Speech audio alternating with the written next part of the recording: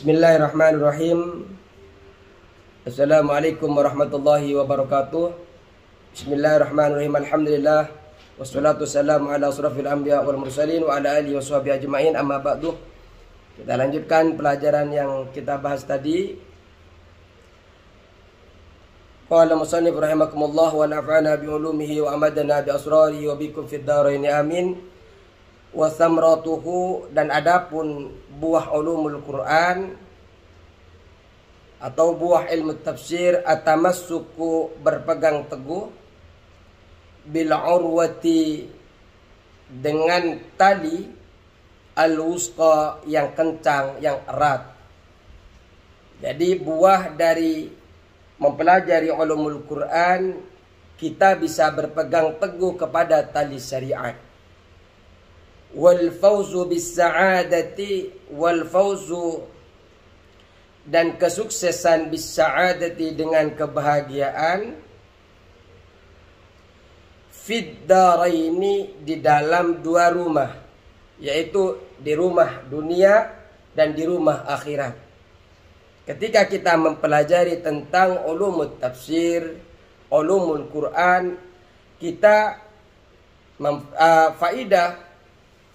manfaat yang bisa kita ambil, buah yang bisa kita makan, adalah kita bisa berpegang teguh kepada syariat yang telah diajarkan Allah, yang disampaikan oleh Rasulullah, yang dikaji oleh ulama-ulama, kemudian sampai kepada kita, sehingga kita mendapatkan kesuksesan dan kebahagiaan di dua tempat, yaitu di dunia dan di akhirat. Itu kalau kita mempelajari tentang ulumut tafsir. Wa wa'iduhu, dan adapun pertama kali atau penafsiran, peletakan dasar daripada ulumul Quran, ulumut tafsir, Allah Ta'ala, yaitu Allah Subhanahu wa Ta'ala, wa nabiyuhu, dan nabinya Allah alaihi salatu wassalam, semoga kepada nabinya ini as-salawat wassalam, rahmat dan keselamatan selalu menyertai Nabi Muhammad sallallahu alaihi wasallam. Fahuwa, maka adapun ilmu tafsir, ulumut tafsir atau ulumul Quran ini, ilmun ilahiyun nabawiyun, yaitu ilmu yang berkaitan dengan ketuhanan, nabawiyun, dan juga berkaitan dengan kenabian. Jadi pertama kali peletakan daripada ilmu ulumut tafsir adalah Allah Subhanahu wa Ta'ala itu sendiri. Dan ilmu ulumut tafsir ini berkaitan erat dengan ketuhanan, berkaitan erat dengan kenabian, berkaitan erat dengan kalamullah, dan berkaitan erat dengan kalamur Rasul. Ini adalah tentang peletakan pertama, dan daripada tentang ilmu tafsir yang berkaitan dengan kalamullah dan juga berkaitan dengan kalamur Rasul, yaitu perkataan Rasul dan firman-firman Allah.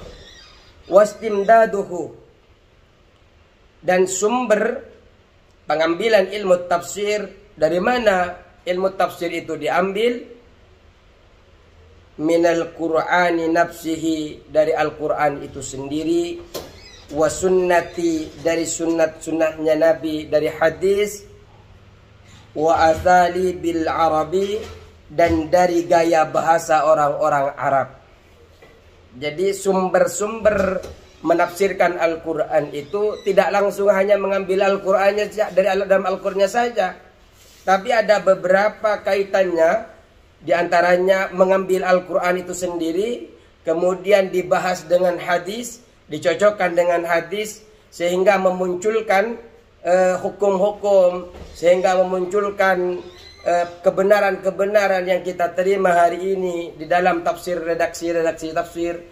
Tidak cukup di situ, gaya bahasa juga dilihat dari nahwu, sorof, gaya bahasa, sastra orang-orang terdahulu di kalangan orang Arab, di kalangan orang-orang ahli bahasa.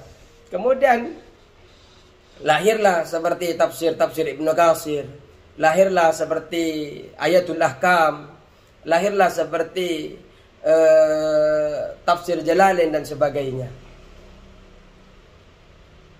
Wa masailuhu, dan adapun permasalahan-permasalahan yang akan dibahas di dalam ulumul Quran, ma yustafaduh, ma adalah sesuatu, yustafaduh yang diambil, yustafadu yang diambil manfaat, minhu dari ilmu tafsir, min ahkamin dari hukum-hukum, wa aqaidah dan akidah-akidah, keyakinan-keyakinan, wa amsal dan kisah-kisah atau perumpamaan, wa mawaidah dan nasihat-nasihat.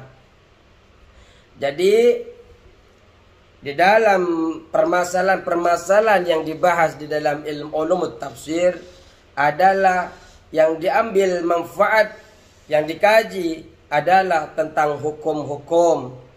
Ini bisa hukum halal, ini bisa hukum haram, ini bisa hukum makruh, dikaji dari ayat-ayat tersebut.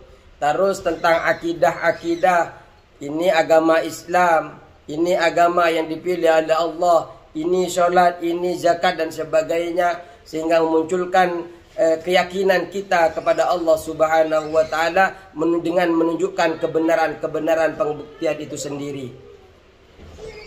Karena ketika kita mengkaji tentang kebenaran-kebenaran Nabi, ketika kita kaji tentang kebenaran-kebenaran ayat, bagaimana manfaat dari zakat, bagaimana manfaat itu akan memunculkan keyakinan kita kepada Allah, memunculkan keyakinan kita kepada Rasulullah sallallahu alaihi wasallam. Karena di balik ayat-ayat, di balik perintah-perintah Allah, itu akan menimbulkan suatu keyakinan. Contoh salat, bagaimana salat itu sangat bermanfaat kepada kita, bagaimana rukuknya dikaji oleh dokter-dokter, saraf-saraf kita, urat-urat kita ketika melaksanakan salat, kata dokter akan melancarkan peredaran darah sebagainya. Itu merupakan manfaat yang luar biasa, walaupun sebenarnya kita salat bukan karena itu. Salah kalau kita sholat karena pengen urat-urat lancar dan sebagainya. Tapi itu bonus yang Allah berikan kepada kita karena kita melaksanakan perintah Allah berupa sholat. Nah, itu akan muncul kebenaran-kebenaran ketika mengkaji daripada ayat-ayat Al-Quran, ketika mengkaji dari perintah-perintah Allah dan sebagainya.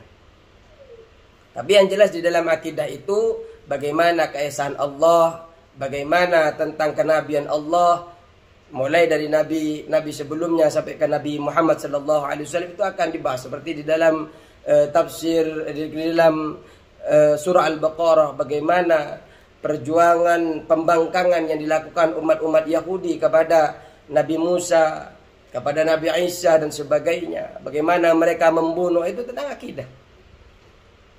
Terus wa amsal dan contoh-contoh, perumpamaan-perumpamaan, wa mau'idhah dan nasihat-nasihat. Banyak sekali di dalam Al-Quran itu yang memberikan nasihat kepada kita. Di antaranya ketika kita kesusahan, wasta'inu bis-sabri was-shalah. Kita disuruh untuk meminta pertolongan hanya kepada Allah, dan kita diperintah untuk bersabar.